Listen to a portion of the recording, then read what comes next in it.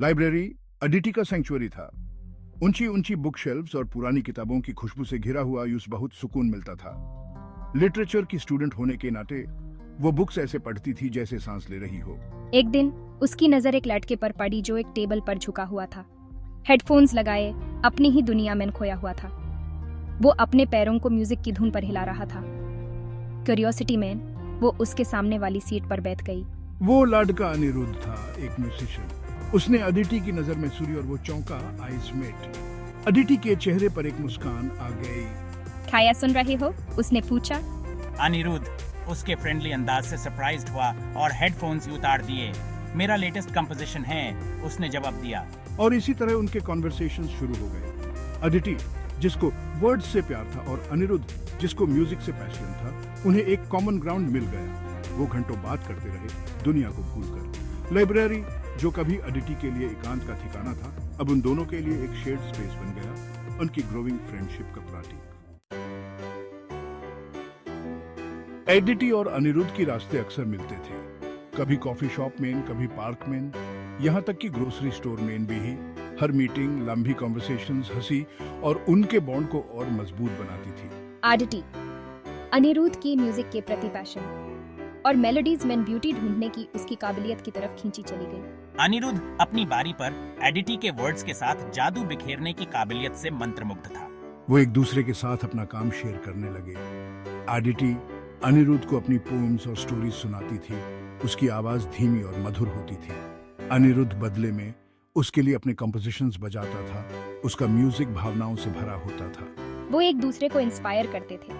उनकी creative energies एक खूबसूरत सिम्फनी के नोट्स की तरह आपस में गुत्थी हुई थी। उनके डिफरेंसेस उन्हें अलग करने के बजाय और भी करीब ले आए। अदिति जो जमीन से जुड़ी और प्रैक्टिकल थी, अनिरुद्ध के ड्रीमर स्पिरिट को बैलेंस करती थी। अनिरुद्ध अपने कंटेजियस ऑप्टिमिज्म के साथ अदिति की दुनिया को रोशन कर देता था। वो एक ही सिक्के के दो पहलू थे।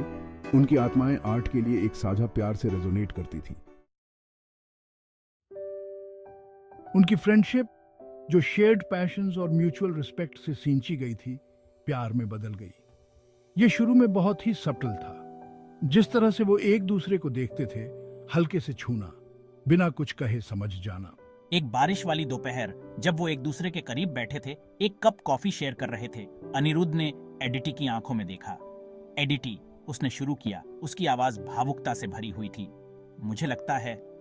वो रुक गया। उसे समझ नहीं आ रहा था कि वो अपनी फीलिंग्स को कैसे एक्सप्रेस करे। अदिति जिसका दिल जोर से धड़क रहा था, उसने उसका हाथ पकड़ लिया। मुझे पता है, उसने धीरे से कहा। उसकी आंखें उसके प्यार को दर्शा रही थीं। और इसके साथ ही उन्हें पता चल गया, वो प्यार में थे। उनकी लव स्टोरी कोई व्हर्लविंड रोमांस नहीं थी। ये धीरे धीरे जलने वाली आग की तरह था। उनके कनेक्शन का धीरे धीरे गहरा होना, शेयर्ड ड्रीम्स और म्यूचुअल एडमिरेशन की पावर का प्रतीक। अदिति को एक प्रेस्टिजियस लिटरेचर फेस्टिवल में अपना काम प्रेजेंट करने के लिए इनवाइट किया गया था। यह उसके लिए एक बहुत बड़ा अपॉर्चुनिटी था, दुनिया को अपना टैलेंट दिखाने का एक चांस। वो बहुत खुश थी लेकिन नर्वस भी। उसकी एंजाइटी को देखते हुए अनिरुद्ध ने कुछ स्पेशल करने का डिसाइड किया। उसने कई दिन अपने स्टूडियो में बंद रहकर अपना दिल और जान उसके लिए एक सॉन्ग कंपोज करने में लगा दिया। फेस्टिवल वाले दिन जैसे ही अदिति स्टेज पर गई, उसका दिल जोर से धड़क रहा था। तभी ऑडिटोरियम में अनिरुद्ध के सॉन्ग की फेमिलियर मेलोडी गूंज उठी।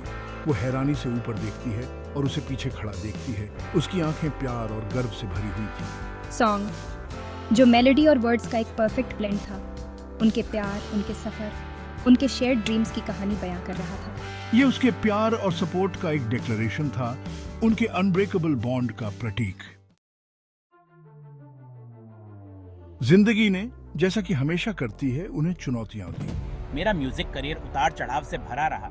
कभी कामयाबी मिलती थी, उसका म्यूजिक चार्ट्स पर टॉप करता था, तो कभी रिजेक्शन और सेल्फ डाउट का सामना करना पड़ता था। मेरा राइटिंग करियर भी संघर्षों से भरा रहा। रिजेक्शंस की झड़ी लगी रहती थी। हर गुजरते दिन के साथ मेरा कॉन्फिडेंस कम होता जा रहा था। इन सब के बावजूद उनका प्यार ही उनका सहारा बना रहा। वो एक दूसरे के चीयरलीडर्स बने रहे, एक दूसरे के लिए कंधे बनकर ताकत का सहारा बने रहे। मैंने कभी भी अनिरुद्ध को उसके म्यूजिक के लिए हार नहीं मानने दी। हमेशा उसे उसके टैलेंट और पैशन की याद दिलाती रही। अनिरुद्ध ने भी बदले में अदिति को लिखते रहने के लिए इनकरेज किया। उसका उस पर विश्वास अटूट था। हम एक दूसरे की कामयाबियों का जश्न मनाते थे और मुश्किल समय में एक दूसरे को सांत्वना देते थे। उन्होंने सीखा कि प्यार का मतलब सिर्फ खुशियां ही नहीं होती हैं, बल्कि मुश्किलों का सामना मिलकर करना और उनसे और भी मजबूत और एकजुट होकर निकलना होता है। अनिरुद्ध को अपने परिवार से मिलवाना एडिटी के लिए बहुत आसान था। वो उसकी वार्मथ, उसके जेन्युइन नेचर और उसके स्पष्ट प्यार से बहुत इम्प्रेस्ड थे। अनिरुद्ध के परिवार ने भी एडिटी का खुले दिल से स्वागत किया। उन्होंने उसमें वो स्ट्रेंथ और स्टेबिलिटी देखी जिसकी मुझे जरूरत थी, मेरे आर्टिस्टिक टेम्परमेंट के लिए एक परफेक्ट काउंटर पॉइंट। दोनों परिवारों ने अपने अपने अलग अलग बैकग्राउंड्स और जिंदगी जीने के तरीकों के बावजूद एक दूसरे को अपनाया। वो त्योहार मिलकर मनाते थे, खाना साथ में खाते थे और एडिटी और अनिरुद्ध को अपना अटूट सहयोग देते थे। उनकी लव स्टोरी प्यार की ताकत का प्रमाण बन गई, जो मतभेदों को मिटाती है, परिवारों को जोड़ती है और संस्कृतियों और परंपराओं का एक सुंदर मिश्रण बनाती है। एडिटी और अनिरुद्ध दोनों ही आर्ट के लिए पैशनेट थे और हमेशा से एक ऐसी जगह बनाने का सपना देखते थे जहां वो अपने इस प्यार को दूसरों के साथ साझा कर सकें। हम एक कल्चरल सेंटर बनाना चाहते थे जो हर तरह के आर्टिस्ट्स के लिए एक जन्नत हो, जहां वो अपना टैलेंट दिखा सकें और दूसरों को इंस्पायर कर सकें।